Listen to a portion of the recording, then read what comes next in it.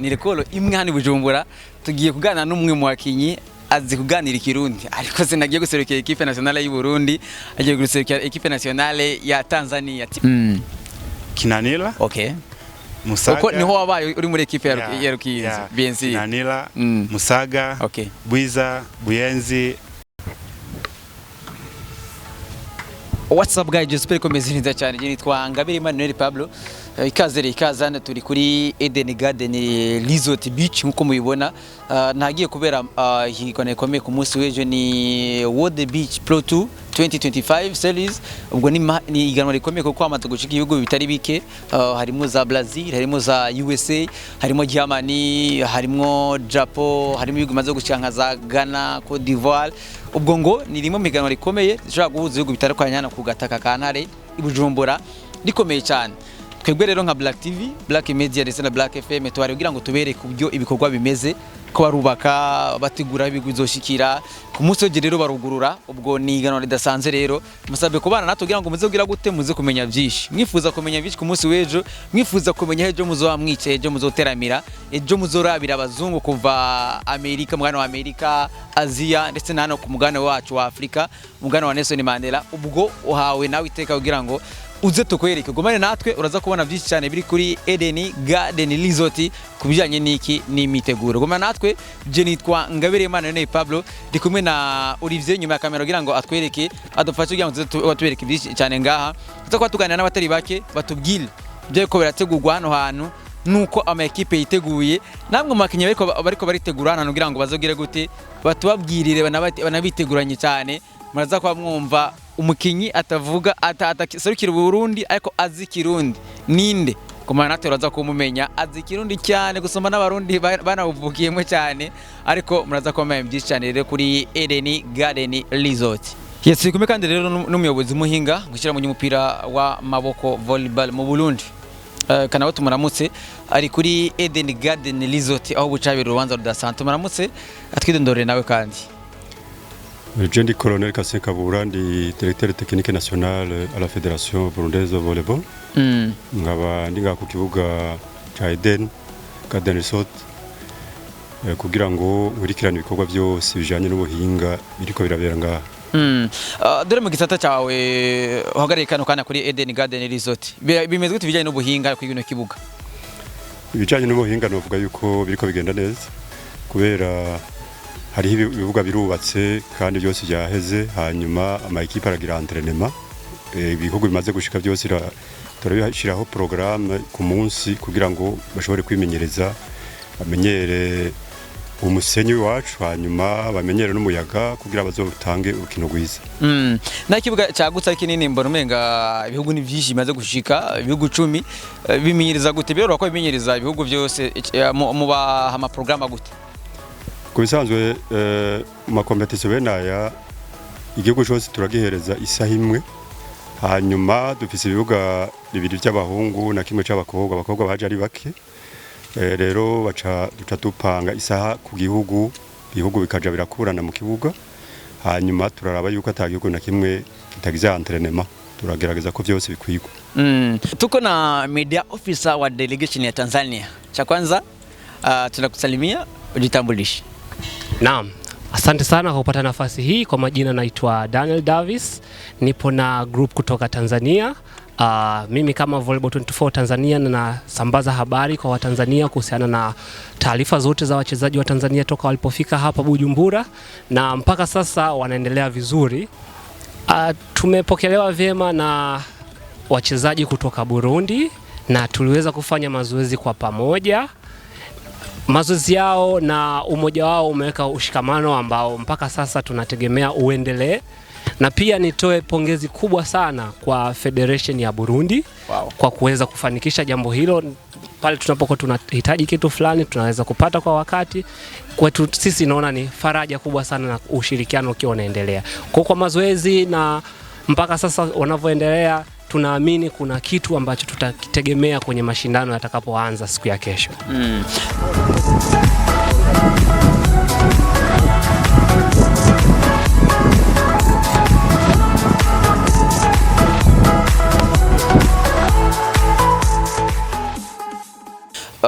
Ku Barundi dore ko n'abarundi kazi imiteguro imeze gute bariko baritegura gute aricyo ubona twobitika ubwo janye n'ubuhinga cyane cyane imbere y'ibihugu bindi bikomeye kuko champion imwo za Brazil, Allemagne, USA, Japo abihugu byinshi hacu twobiteka ubwo janye n'ubuhinga ubona bimeze gute ugwego ko sanzwe n'umumenyereza Bensi. Ma ekipe y'iwacu y'abahungu n'abakobwa mumenya d'abord yuko dufise ama ekipe ane y'abahungu na 3 y'abakobwa. No kuvuga yuko twagerageje kuduza abo turungitse muri competition kugira ngo tuduze n'amachance yuko bakarifi. Hanyuma murazi ko mwakweze twari twaronse ibibanza cyiza ca 4 ni ca 5 ni ca 6 byari bibanza byiza muri competition nk'iyi. N'ubu rero turibaza yuko ibibanza bene ivyo dushobora kubironga. Mugabo turemera nuko haje ibihugu byinshi kandi bisanzwe bikinwa umupira. Rero twebwe twarateguye ama ekipe yacu twayategura kabiri ku munsi. Abakinyi nta numwe agwaye bose bameze neza. Rero turizera yuko turavye byo twabigishije n'ivyo tumaze kubona abandi bakina baje muri entraînement turabona yuko dushobora kwerekana urukino rwiza. Kuca abakinyi imici zose ikira Burundi ni mice imeze gute abakinyi bangahe na ekipe angahe? Mbona ama ekipe ane y'abahungu na 3 y'abakobwa kandi bose ni senior. Bandi bose ni senior. Ane y'abahungu na 3 y'abakobwa y'abakiri batoyi. Senior. Senior nani y'abahungu. Yego. Bashaka kuducira ko nkuko y'abahungu abakuze nibo bamenyerewe cyane. Ekipe ya mbere igizwe na Mukunzi Christ Ornel na Bertrand Iteriteka batazira Kibeni. Yego. Ya kabiri igizwe na Dan Jordi na Diamer. Ya gatatu igizwe na Ingambe na Belo. Okay. Ya kane igizwe na Fofo na Carmel. Voilà, Fofo na Carmel narababonye nabonye Fofo na Carmel. Abakobwa baza ko ni ya Emmanuel na Pamela, Ngorore na Kalen, ni kandi ya Emerin na Nadia nizo nyene. Ubuhinga arico gishasha abarundi batabazi ko nk'umuntu ujaje iby'ubuhinga ari kuri tere ubu nimimeze ko ikega na cyizere bitanga.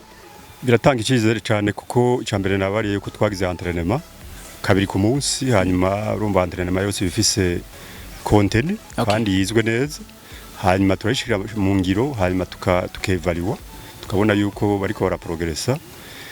Nico gituma rero tugira tuti ko mata muntu numwe agwaye twarabonye aho twatanguriye turabona aho tugejeje no munsi turagira icizere rero yuko bazogina neza turavye ivyo nivo bari bageze ko kugeza ubu.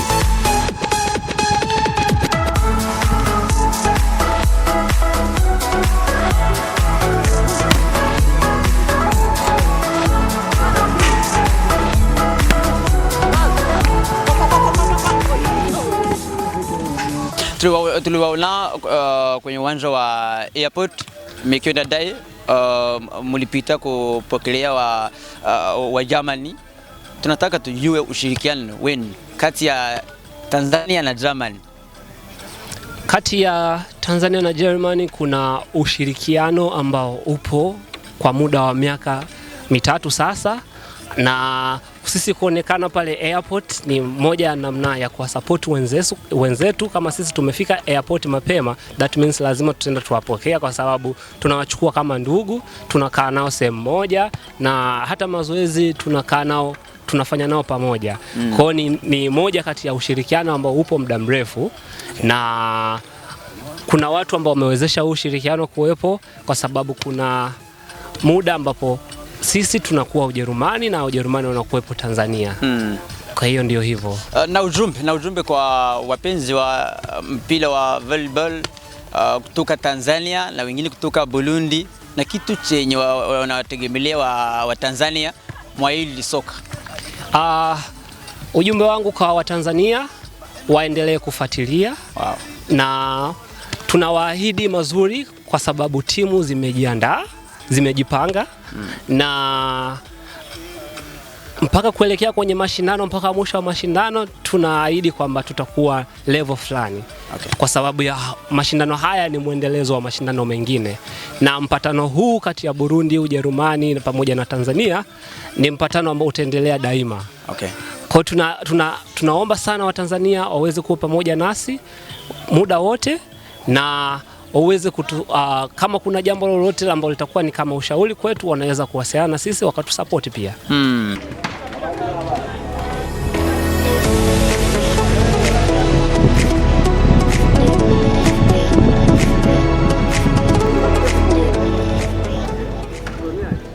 Nirekolo imwe hano Bujumbura tugiye kuganira n'umwe mu bakinyi azi kuganira ikirundi, ariko sinagiye guserukira equipe nationale y'u Burundi, agiye guserukira equipe nationale ya Tanzania, timu taifa ya Tanzania. Yitwa Bull Hassan Omar. Tugaye kazi bwa mbere na mbere tukuramutse Bull. Merci. Ku mazina nditwa Bule Omar, mva mu gihugu cya Tanzania. Ni inshuro ya kabiri nagarutse ngaha, ijya mbere nari ndino ndakiniye muri Rukinzo imyaka 3. None rero nciye ndyohewe kubera bambwiye ko tugaruke kukina iyi Beach Pro Tour. Bure tongeye guha ikaze kandi i Bujumbura. Ku nshuro ya kabiri wimvise gute uja hano wahoze ukinira? Numvise neza kubera ni kihugu namaze kuba. Naweza sema nimefurahi kwa sababu ni mara yangu ya pili nimefika hapa, kwa hiyo ni furaha kubwa sana kwangu na ninaweza nikachukulia hii kama opportunity ya pili kwangu. Bure imiteguro imeze gute? Turi ku munsi buca haba atangura igikombe cha World Beach Pro Tour. Imiteguro imeze gute ku muguseko y'igihugu wanyu timu ya taifa ya Tanzania? Merci. Tuiteguye neza, tufise indwi imwe turi hino turiko turitegura, ama tukaba turi kumwe na bagenzi bacu turiko turitegura kubera iyi championa iyi trona, tuiteguye neza vraiment. Muri migwi ngahe iserukira Tanzania? Tufise imigwi 3 yonyene y'abahungu. Abarundi ntibazi ko Bule azi kuvuga ikirundi, ariko ugiye guserukira, ni wowe ugiye guserukira ikindi gihugu kitari uburundi mugabo uvuga ikirundi. N'abarundi bagiye ikirundi mugabo batazi ikirundi bensir. Ubutumwa ku barundi bataraze ko Bule azi ikirundi ariko agiye guserukira Tanzania mugazi ikirundi? Ichambele ni uko unaweza kusema kwamba watu wamezoea kwamba wageni hawajui, lakini kwangu mimi ikopo ni rahisi kujua lugha ya Kirundi. Kwa hiyo abatazi bamenye uno musikoje ndazi Kirundi. Zikirundi. Ko iki kumenya Kirundi Bure ni gukunda Burundi cyangwa no kwakomereye neza imeze gute? Ni kubera ndakunda igihugu. Kandi najewe baranyakiye neza nico gituma ncenda bakunda no gukunda Kirundi. Okay. Amakariti uzi mu hano Bujumbura na yahe? Nk'atanu dufate nk'atanu. Makate Kinanila. Okay. Musaga. Uko niho wabaye uri muri equipe ya Rukinzo BNC. Kinanila, Musaga, okay. Bwiza, Buyenzi, and Kanyosha. Wow. Uri umunyabujumbura wacu kabisa. Nuko rero Bure kano kanya ni ubutumwa bumeze gute ku bantu bariko barifuza kutoza kuraba World Beach Pro Tour ku munsi w'ejo? Mimi ni washauri labda kwa sababu ni mchezo mzuri, ni mchezo ambao una wageni wengi pia. Nadhani wengi wakishaona watu wengi wageni wanaweza kujifunza kupitia mchezo huo. Kwa na washauri ambao wako nje, ambao natamani kujifunza mchezo huo wajitokeze kwa wingi ili waje kuona mchezo huo. Kipe ya Tanzania mumereye gute aba Tanzania bataze buryo ikipe imereye banyigiye Bujumbura karo kanyo mumereye gute? Tumelewe neza gusa uraziko benshi nabashashi kandi ntibazi ino ukuntu ameze no vuga ko basi ariko warabafashije bensire kugira ngo bashoye kwedabutana Bujumbura, uzi Kirundi, uzi amakarti atandukanye, uzi uburyo ushobora n'abo barundi bagenzi bari ngaha kugira ngo bishoye kwedabutangira ngo ushobora kuba warabafashije bensire? Vinshi ndabafasha. Nk'ubu basi tugiye kufungura nashobora kubafasha, cange tugiye kuri banki kurondera amafaranga nabafata, kandi cange tugiye kuri hoteli nije ndabareka. Dufashe rero utumire abarundi bakunze burukino rwa volleyball ndetse na volley beach muri rusangi ku munsi w'ejo ntibasibe ngaha kuri Eden Garden Resort kwihera ijisho iyugurura ndetse n'ihiganwa rikuru rya World Beach Pro Tour y'uno mwaka. Okay, ngoja Okay. Turatangura mu Kirundi no mu Giswahili nisa kugira ngo dutumbiye n'abanyatanzania ariko n'abarundi bavuga Giswahili BNC. Sa reka ndababwire ko uru rukino n'ugwiza baze benshi kuraba ukuntu tukina kubera uru rukino rufise abanyamahanga benshi. Wow. Kandi birashoboka ko biga neza kubera turatandukanye urazi imigwi ni myinshi ivuye hanze, so naweza nikasema kwamba jinsi watakavyokuja kwa wingi ndio jinsi ambavyo wao wanaweza kuja na kugeni vitu baadhi. Yeah. Mu Kiswahili naho rero Abanyatanzania. Okay, mimi Watanzania nawaambia kwamba wajitokeze kwa wingi pia kufuatilia na kujua kila mwenendo ambao tunakuwa tumepitia maybe katika hatua zote, hatua za mwanzo mpaka mwisho. Kwa hiyo wajitahidi kuwa live, wajitahidi kuwa wapi popote pale, watafute namna ya kuja kuangalia jinsi tunavyocheza. Na ujumbe kwa raia wa Tanzania? Ya ndo ujumbe huo ambao nimetoa kwamba wajitokeze kwa wingi, waje waangalie live, waangalie ambao wako hapa pia wanaweza kujitokeza kwa wingi na wakaja kuangalia. Hari cyo bobitega kwa Abanyatanzania? Wategemea kitu kizuri kwa sababu ya tumejiandaa vizuri, tumepata muda mrefu wa kujiandaa, tunakaribia wiki nzima tuko huko Burundi. Tunajiandaa, tumefanya mazoezi mengi tukiwa pamoja na kampani yetu hiyo ya wenzetu kutokea nje pia, na pia tumejitahidi pia kufanya mazoezi na watu wa Burundi. Kwa hiyo ni kitu kizuri ambacho tunatakiwa tegemea kutoka kwetu kwa sababu the way wanavyokuwa wanatusupport ndio zemo sisi tunazidi kupata nguvu na kufanya vizuri zaidi. Okay. Kwa hiyo wategemea vitu vizuri na matokeo mazuri. Abakunzi ba Bule Omar Hassan Bujumbura muri volleyball bongera kwiteka kandi garuka Bujumbura ukina na volley yo kwisima.